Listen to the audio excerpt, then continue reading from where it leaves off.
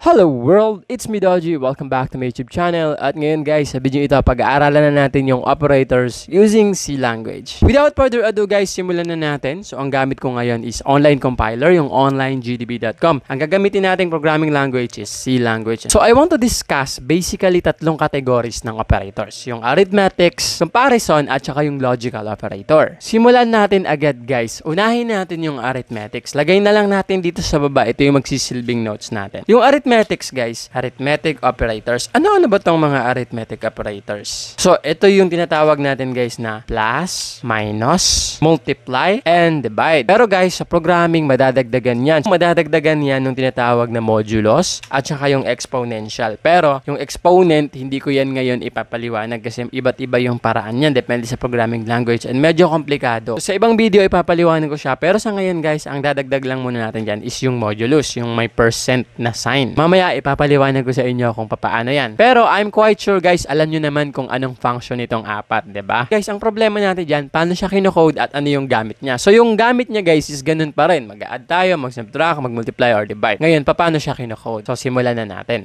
Sabi ko sa inyo, guys, sa mga previous videos ko is, dun tayo lagi magko-code sa loob ng ating main function. So, dito tayo sa loob. Sa pinakaibabaw, again, dahil gagawa tayo ng operation, so, meron na naman tayong mga data na involved dito. First thing na kailangan natin gawin guys is kailangan nating i-declare, okay? Kailangan nating i-type muna yung ating mga data. Since we're going to talk about arithmetic operators, for example, unahin natin yung addition. So, meron tayong dalawang data dyan, di ba? Hindi naman pwedeng 1 plus tapos wala na. Or kaya 2 plus tapos wala na. So, dalawang data lagi yan. So, pwede ring 3 or 4, pwedeng mas marami pa. Pero, definitely hindi pwedeng isa lang yung data, okay? So, sabihin natin, dalawang data lang gagamitin natin. Mag-a-add lang tayo ng dalawang number. Mag-ooperate lang tayo ng dalawang number. So, i-declare natin. Since guys, na ang ginagamit natin ditong mga data is number, therefore, kung naalala ninyo, ano ang data types pag number? Integer. Okay? So, unahin natin i-declare yung data types, tapos yung variable. Yung variable kung ano yung lalagyanan ng data. Okay? So, sabihin natin, ang ipapangalan ko dito, N1. Ayan. Sobrang classic niyan guys, N1. Number 1. Anong value niya? Equals. Sabihin natin, 10. 10 yung value ng N1. Tapos, lagyan natin ng semicolon. End of the statement. So, ganun ulit guys. I-declare natin yung second data, ikalawang data natin. Typically, yung ginagawa natin sa baba, ganun lang din dahil number to. Integer pa rin yung data types. Tapos, sabihin natin N2. Okay, number 2. Bigay nating data sa kanya is 20. Then, semicolon. So, sabihin natin, eto na yung ating mga data. Okay, yung ating variable, data types, tsaka yung value. Ngayon guys, hindi mo naman kailangan na laging 2 lines sila. Pwede mo naman yung pagsamahin. Okay? Paano yun? Since parehas naman sila ng data types, burahin na natin yung N2.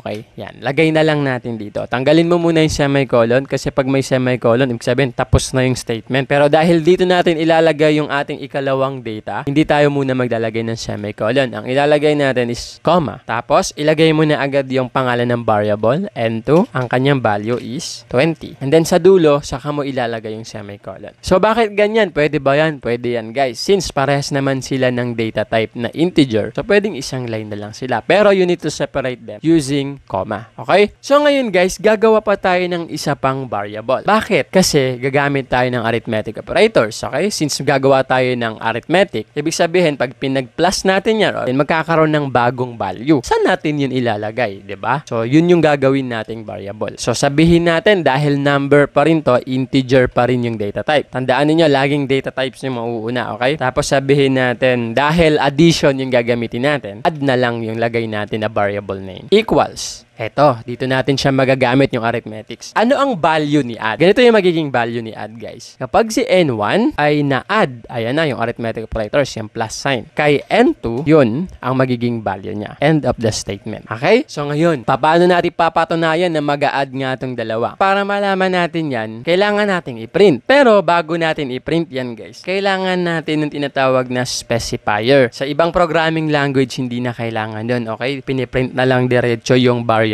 para makita natin yung result. Pero since C language yung gagamitin natin, meron tayong tinatawag na specifier. So, eto guys, bibigyan ko kayo ng idea dun sa mga specifier, okay? Dahil we are dealing with numbers, so meron tayong isang specifier na ginagamit para ma-print natin yung mga numbers. So, tandaan ninyo to guys. So, mamaya papakita ko para saan to, okay? And eto yung specifier niya guys, okay? Lalagay ninyo lagi yung %D.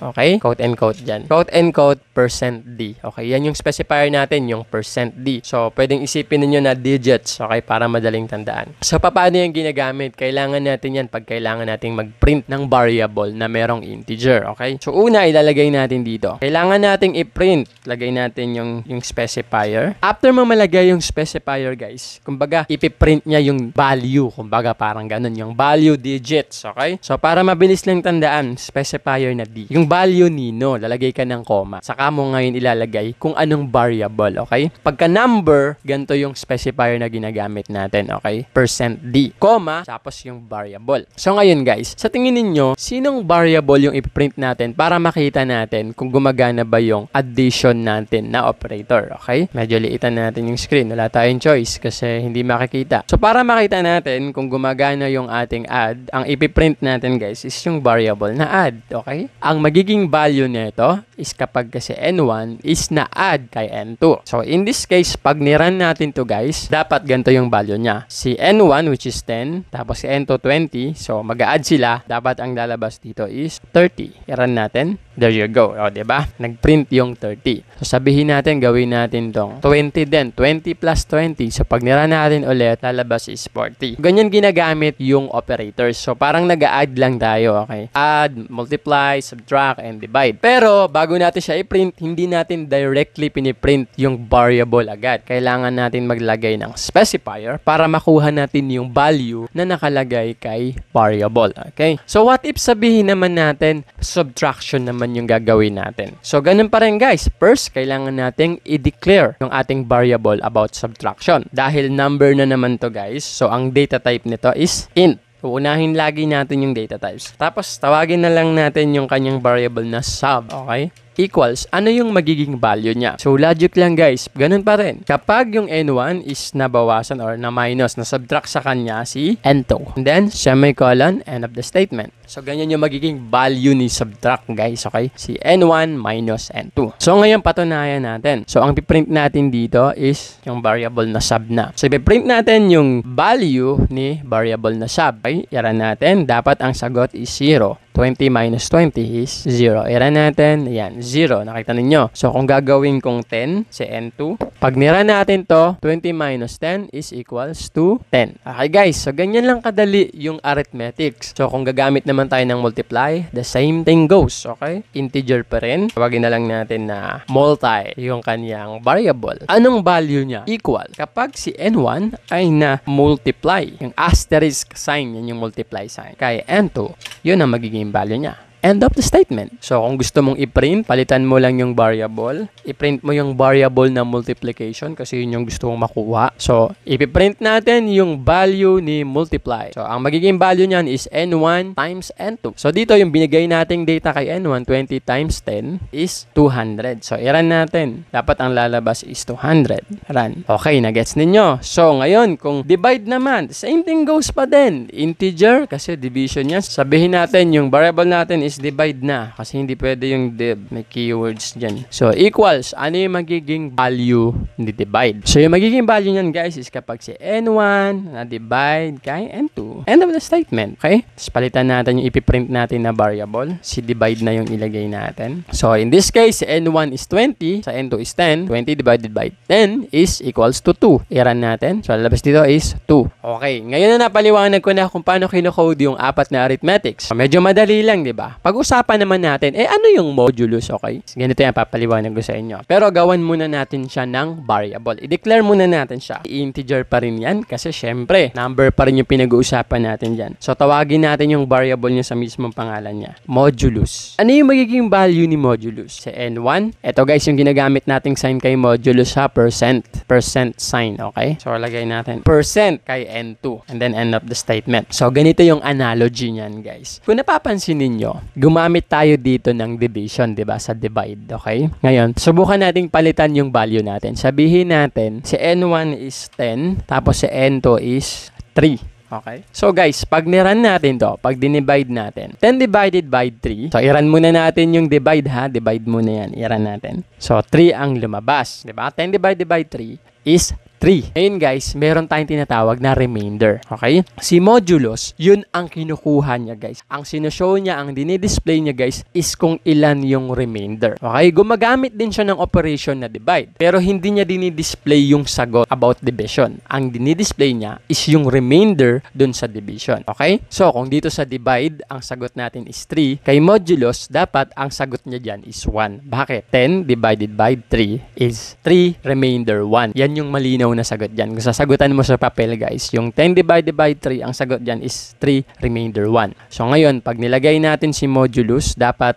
ang ibibigay niya is yung remainder. Sige nga, i-run natin. Tignan natin kung talaga bang remainder 1 yung i-display ni modulus. Okay? Diba? So, kung gagawin ko tong 11 divided by 3 is 3 remainder 2. So, i-run natin. Tignan natin kung magiging 2 yung isasagot niya ni modulus. Ayan, guys. So, kung gagawin ko namang 12, yung N1 natin, 3 divided by 12 is 4. Diba? Saktong 4. Wala nang remainder. 0 na yung remainder. So, kung i-run natin, dapat 0 na rin yung lalabas dito. Ayan, guys. Nakita ninyo? Yan yung ginagawa ni modulus. Kinukuha niya, hindi kung ilang beses mong kayang i-divide yung isang data. Kinukuha niya yung remainder. So, ngayon na napaliwanag ko na, guys, yung arithmetic operators. Uumpisahan na natin pag-aralan yung comparison operator. Okay?